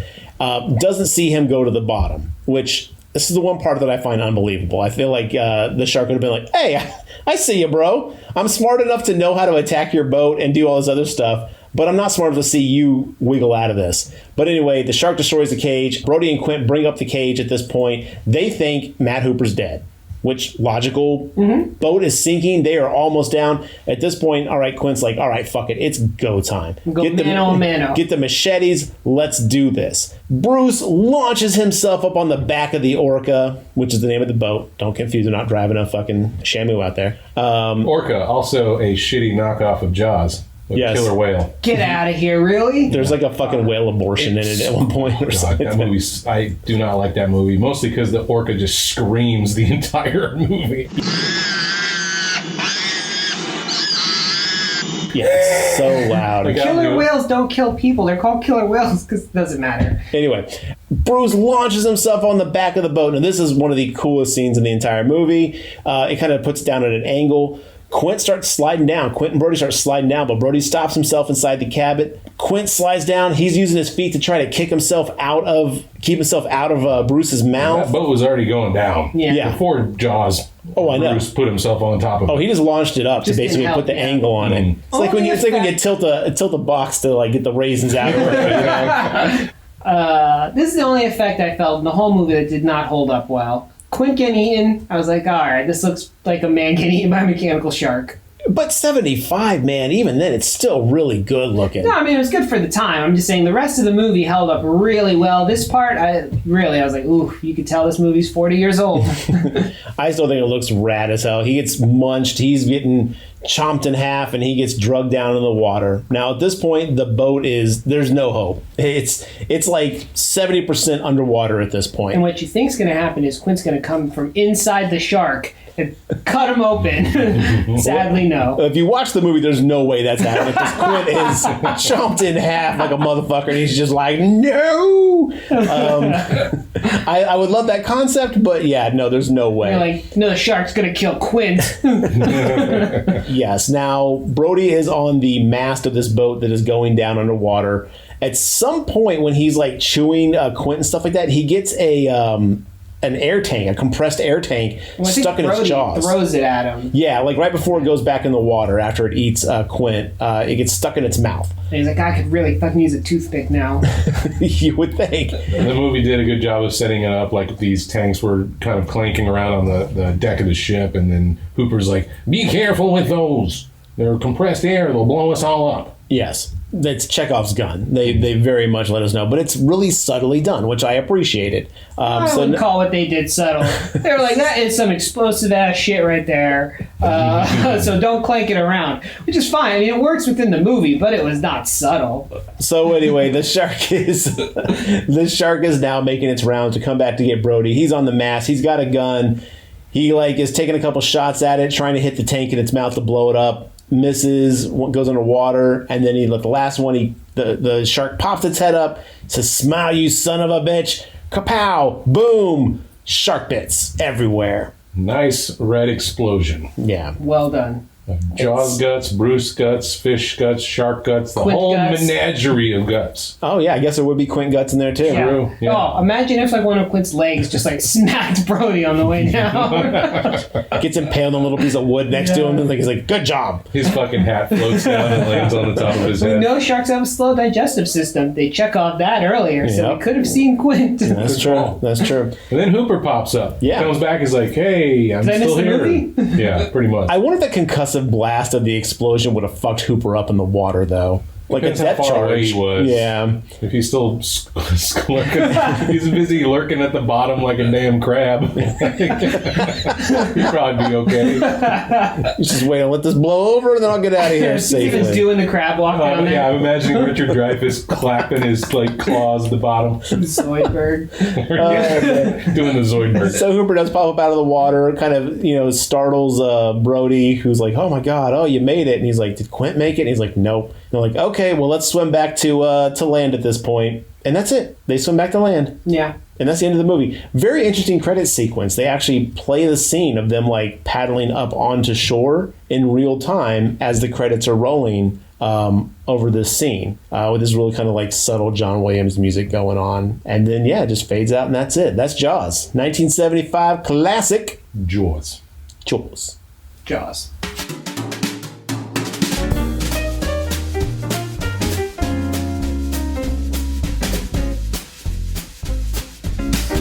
I recommend it. So yeah, that's it, man. I mean, classic film. Fucking amazing from start to finish. Characters are great. Honestly, one of Spielberg's best. I don't think Spielberg's made a great movie since the 90s. Really? Yeah. Okay. Interesting. He's made okay movies, enjoyable movies, but nothing classic that's going to stand the test of time, like a Jaws, like an E.T. You know what I'm saying? I'll say you're right, because I think Saving Private Ryan came out in 1999. So Yeah. it just made the cut. Right, yeah, that was one of the last ones, and I think that's accurate. So just to, we don't need to rehash the whole argument again, just to kind of go back to why we did this episode and why I consider it a horror movie. I think this movie is important for people who don't really dip their toes into the water of horror. Let's see. This is a very blockbuster-ish horror action movie that exposes this type of movie to people who wouldn't normally seek anything like that out. You see it at a young age, when we did. Shark, scary. It's a big, scary monster, dude. The fear of the unknown, what's under the ocean. That shit is scary. So I think it helps bring people into the genre of movies that we review on the show. So I think for that reason alone, it's worthy of talking about. I agree. I think this would be on any sort of introduction to horror, how do I get a non-horror fan into horror type movie Yeah. list? This would be a really good one. Agreed. So it's worthy of its title. The money it makes. I mean, hell, they're still making like Jaws memorabilia and everything out there, so it's still printing money. Yeah, it's wild they haven't made a Jaws movie since the 80s. That's pretty bonkers. I can't believe this franchise has been dormant for that long and is still this culturally. I'm sure he sat on it and be like, no, I'm not touching that. Like, I'm sure he's like, no. No, Spielberg gave up creative control for Jaws. That's why it got so shitty so quick. Oh, really? And that's where he learned to keep it for like Indiana Jones and Jurassic Park. You want to talk about a franchise that just nosedives in quality, this franchise. I mean, 2 is basically the same thing, only Brody gets fired for causing a panic at the beach when he thinks he sees a shark and it's just a school of bluefish. Is it the same mayor? Yeah, same mayor. You think this guy would fucking learn? But it does have my favorite kill of the entire franchise. This lady and this girl are water skiing out of the water, and then Jaws eats the skier, and then the lady in the boat is sitting there, and Jaws hits her boat, and she picks up gasoline and basically douses herself in gasoline, and the boat explodes like a fucking bomb, dude. Jeez. It's like, why do these people always dump gasoline on themselves? And then, of course, you got Jaws 3D, which is, in concept, I think it's a great idea. Jaws set a shark attack at an underwater SeaWorld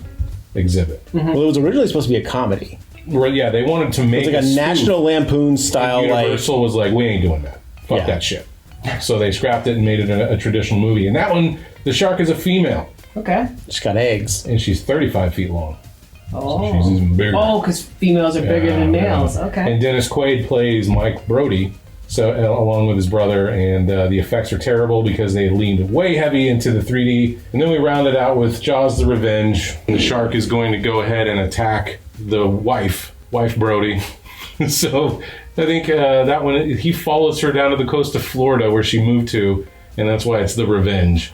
Why would she move to the coast of Florida? Why not move, I don't know, inland? It's the next on my rewatch. It's been so long since I've watched it. Okay, so okay. I haven't seen it. She needs to get away. It's a vacation. Like, is that what it is? They convince her to get away from like where all the terrible stuff happens, so she has to. Why don't you go to a different coast? Yeah. Wow. Well, the thing, it follows her. And they, like, somehow the shark knows that she flew to this place. Like, the premise is fucking absurd. Honestly, if they were to remake a Jaws or do another one now, it'd be too much CG and it wouldn't be enjoyable to me. Like, I think this one needs to stay dead in the water. Ooh. If you will. Nice. Well, that's our thoughts on it. Sounds like 3 recommendations overall for this classic. Well, listeners, what do you think of Jaws? Have you seen it? Bet you have. Is it a horror movie? Probably. Probably, mostly. Thanks for tuning in.